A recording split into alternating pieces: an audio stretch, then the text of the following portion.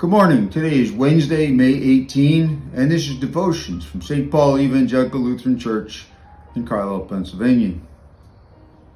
This morning I'm going to take two passages, one from Isaiah and one from the Gospel of Luke, and I'm going to talk about the calling of two of the significant people in the Bible, people that almost everybody knows about, Isaiah and Peter, and go from there. So this first part is from the book of Isaiah.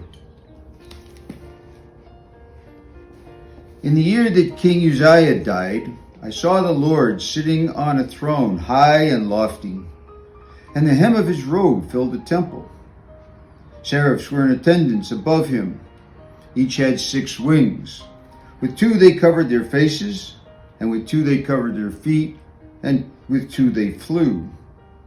And they called to one another and said, Holy, holy, holy is the Lord of hosts. The whole earth is full of his glory. The pivots on the threshold shook at the voices of those who called, and the house was filled with smoke.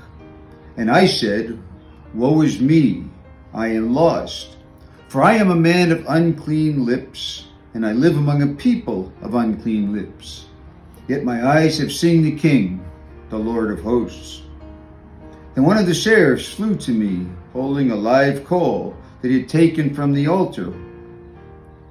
The seraph touched my mouth with it and said, Now that this has touched your lips, your guilt has departed, and your sin is blotted out.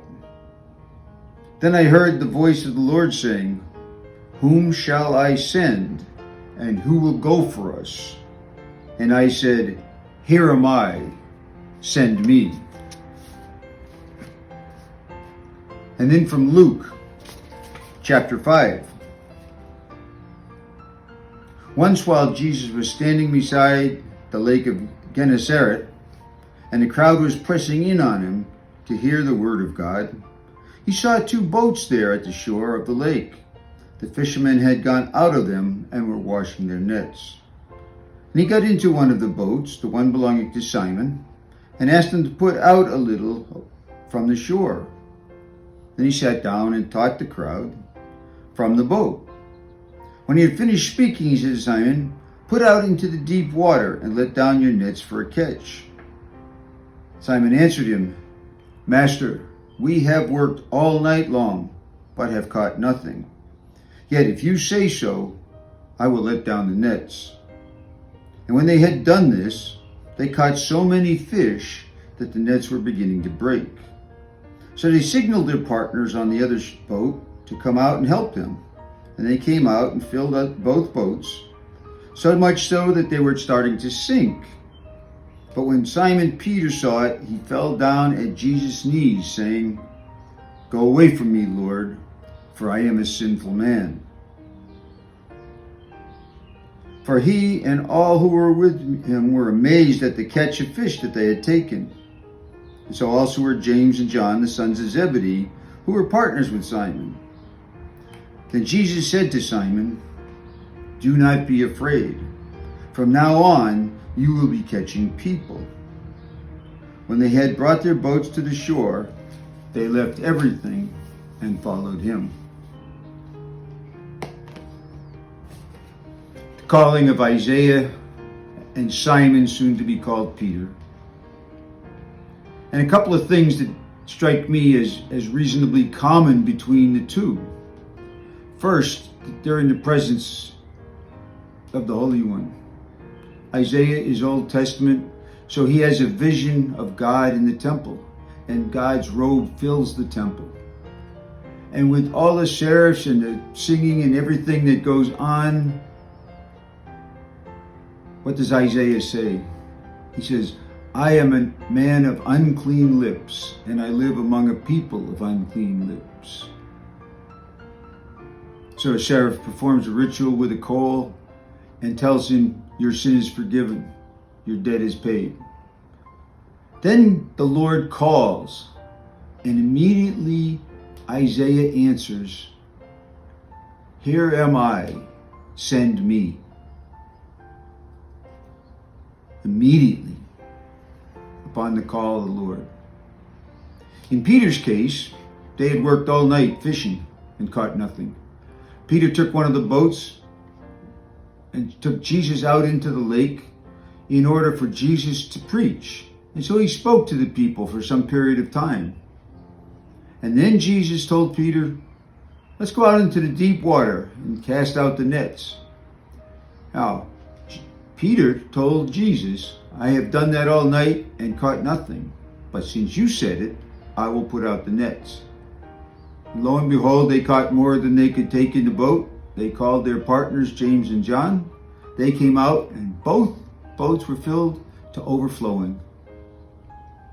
What did Peter say to Jesus then? He said, go away from me, Lord, for I am a sinful man. With some parts in between, Jesus came back to Peter and said, do not be afraid, Peter, for I will make you fish for people. When they got the boats to shore, all three of the men, Peter and James and John, left everything and followed Jesus.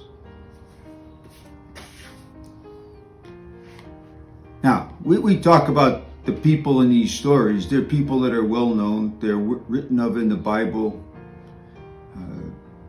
They're important people in the life of the church. They tell us things about God and about Jesus. And so their calling is maybe not as spectacular as it seems. But it strikes me that when they were called, they responded immediately. I think for us, the view is we too are called. It's not going to be in the same fashion for most of us as these two callings. We're not going to be in the temple or be in the presence of the physical Jesus, but we are called. And we may not be called to be spokesmen as these men were, but we are called to represent Jesus, to witness to Jesus, and to do good works for Jesus, much as they were. And we have to consider what our response is going to be. It seems to me this was the beginning of the call for all of the men in the stories. And as they went through the call, they developed a relationship.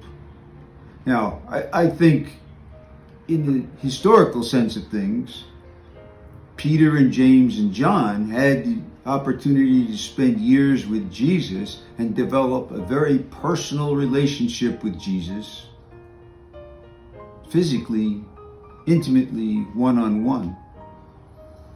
But I think that's also what we're called to do, is to develop this relationship with Jesus. But notice, they responded immediately before they had the relationship, and the relationship developed afterwards. I think in the best sense, we should try that. When we hear a call, we respond yes. And in the process, we will develop our relationship. Now, as I've said lots of times, relationship is something we work at every day. Talk to Jesus, listen to Jesus, pray, read the Bible, encourage one another. But I think the response that these men had in these stories is an excellent example for us about how we should respond when we are called by Jesus for some specific purpose that only we will know. Think about that. Take it with you today. Meditate on it. Thank you.